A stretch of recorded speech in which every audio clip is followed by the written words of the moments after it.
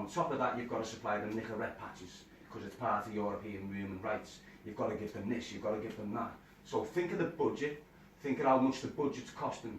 Now all these people that are smoking the spice, and most of the people that are ending up on self-harm projects, all these people are going to get released into the community. All these people are going to affect every community up and down the country because the whole prison system, from top to bottom, is affected by synthetic drugs. And you think that's what's changed in recent years and months, is the prevalence of this drug spice? The prevalence of the drug spice has came in 4 or 5 years after Labour lost power in government. When Labour lost power in government and the Conservatives got in, everything got tightened right across the country, and the criminal justice bill was the first to get attacked. So we've got no police on the street. We haven't got enough probation officers to monitor sex offenders. We haven't got, really, it's not working. They've stripped it, as they did with that, they stripped the courts, they've shut police stations, they've withdrawn frontline policing. You know, it is what it is. In the prison system, it's like its own little country, it's like its own little city. It's like, say Walton's Liverpool. Exactly the same what's happened out here has gone on in there. Staff gone, not enough nurses. On top of that, that creates people not getting out of the cells. They're locked in the cells longer, they're not educating themselves, they're not being rehabilitated. And that contributes to the violence? That contributes to people being locked in cells. They've got nothing to do with the ball. When they're getting out, they're frustrated, it's going off. In Walton, you're not getting fed properly. I know grown men that's been living on a pie and a balm and a cup of tea at 5 o'clock for the last year in Walton. That's the truth. That's the truth how it is in Walton. I can remember when I was in Walton last, I had a word with an officer there. His name was Mr. Fairhurst. He was a PEI, physical training and education officer within that thing. And he was telling me then, it's wrecked.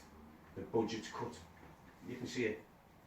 Tell me about prison officers themselves. What's your experience of how their approach to their job has changed in recent years? Are we talking about individuals who are trained well enough to do an effective job inside? Tell me a little bit about that. What's your experience? I'll tell you, I speak. I was the sort of con that was, once to get to me jail, done it right. So I weren't offended by your uniform. I could speak to an officer openly, and that's the way I was. That's the way I done my jail. And the officers were simple, to tell you this. If you look at it, it's like this. The retirement age was what age? And most of the prison officers, when I started my prison, they were 40. 20 years later, they were on the last legs. Right? But the new generation of prisoners has kicked in. They are not able to deal with what's going on now. And then the budget bids came in. Loads of staff up there got offers. They got offers of pay. If you refuse, you just take your bigger pay and retire. And that's what the experienced staff done. They took the bundle and left because they can see what was going on. Without that experience at the top, it doesn't come down.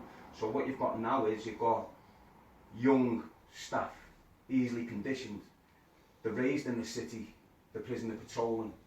You know, they're known, they drink in the same environment, they can be corrupted, they can be got at, if you like. That's how it works. But you've got young prison officers that you see coming onto your wing. They get shadowed by someone that's been in the service for 10 years. He's shadowed for 6 weeks.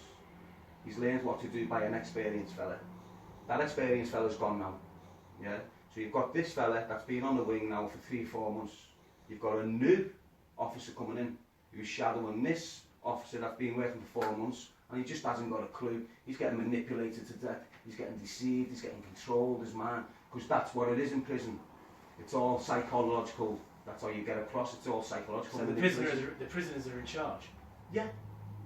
You ask anyone that's in the prison system right now, and they will tell you 10 years ago, if you went to get your food in the prison system, you'd have